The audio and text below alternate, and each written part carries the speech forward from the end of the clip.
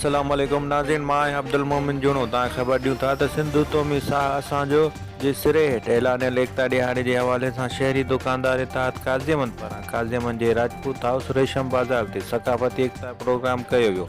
शहरी दुकानदार इत्तेहाद जे अॻवान राणा सरफराज़ अली राजपूत, अली खान जतोई, मलक शहज़ाद अली, मुमताज़ अली खसकली, इमरान अली इमरानी, एजाज़ राहू, राणा ग़ुलाम मुस्तफ़ा राजपूत ऐं ॿियनि पारां करायल सक़ाफ़ती प्रोग्राम में दुकानदारनि शहरियुनि सक़ाफ़ती वेस, अजरक, टोपी, पटका पाए शिरकत कई।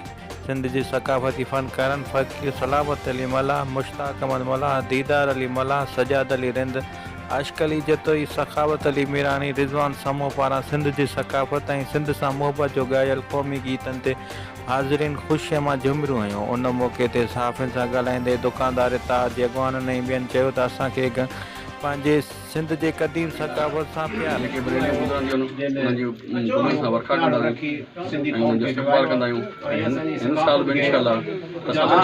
भरपूर तरीक़े सां जेको आहे मल्हाईंदासीं ऐं असां सभिनी दुकानदारनि खे पंहिंजी तरफ़ां दावत ॾिनी आहे।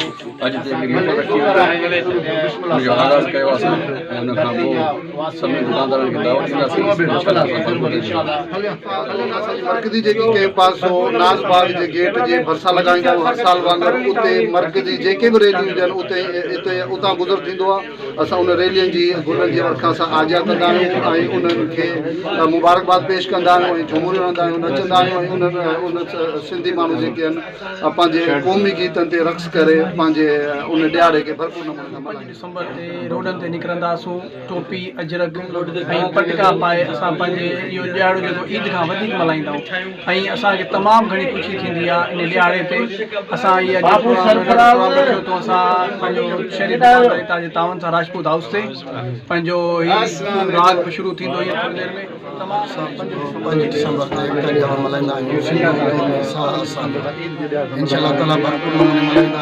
काफ़ी दोस्तनि खे बि असां जेको आहे त आगाही ॾिनी आहे ऐं इन आगाही प्रोग्राम जे तौरु असां जेको आहे त नेशनल